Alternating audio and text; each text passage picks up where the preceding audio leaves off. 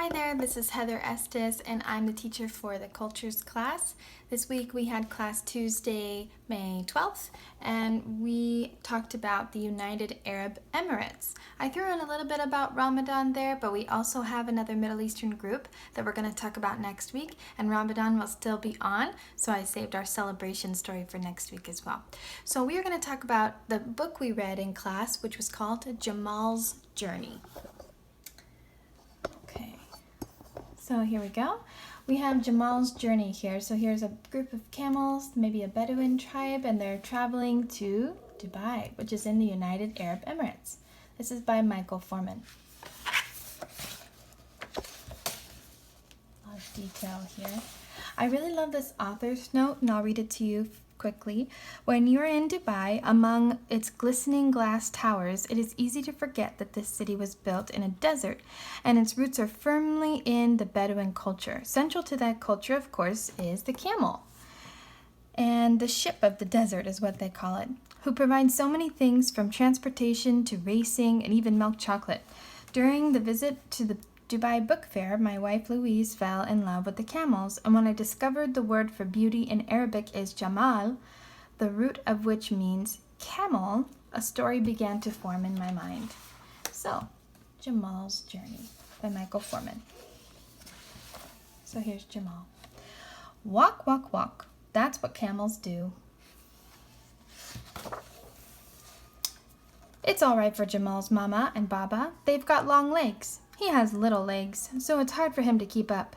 The people have little legs too, especially the boy. But most of the time, they don't walk, they ride. Jamal looks at the falcons.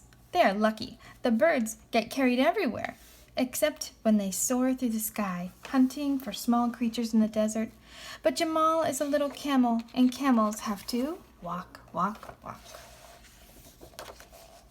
Suddenly, there is a roaring noise. Jamal doesn't know what is happening. There is sand everywhere, whooshing and whirling in the wild wind. His sand in his eyes, sand in his nose, sand in his ears.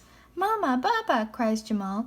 Now there is sand in his mouth. He turns his back to the howling wind, making himself as small as possible. The wind soars louder and louder, thundering around him. Then it stops as suddenly as it started. The sand-filled sky had transformed into a sky of stars. Mama, Baba, where are you? Jamal looks for footprints by the light of the moon, but everything has been blown away by the wind. Which way to go? With no clues, Jamal just follows the moonlight.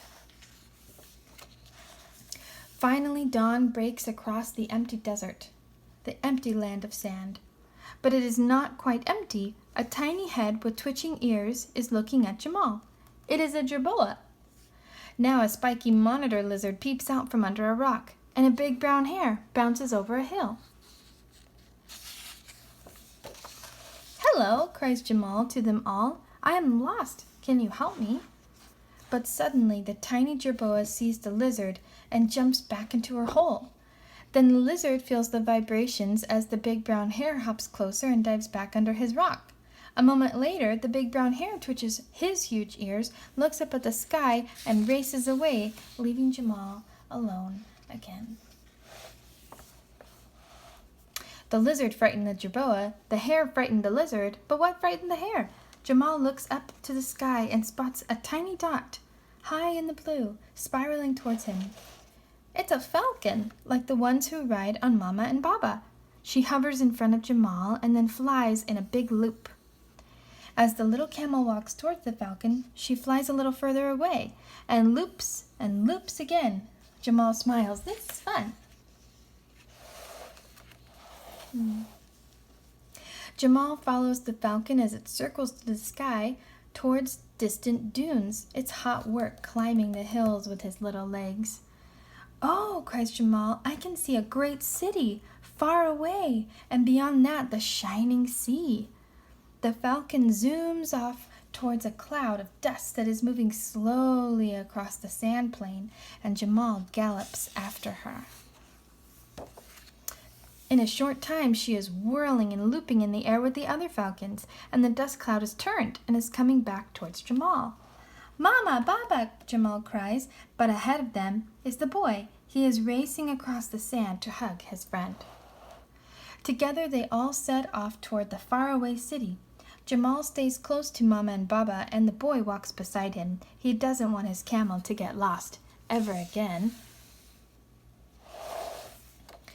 Jamal had never been in a city before. It is so busy, so noisy. The market, the boats, the sea. So exciting.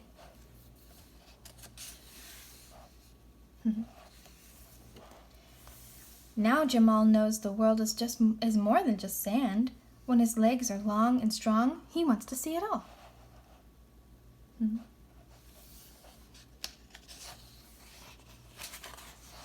One day, the boy will ride on him, and Jamal will walk, walk, walk, far and wide, from gleaming cities to shining seas, and he will always take his friendly falcon along, just in case they get lost. The end. Very beautiful pictures here. The end.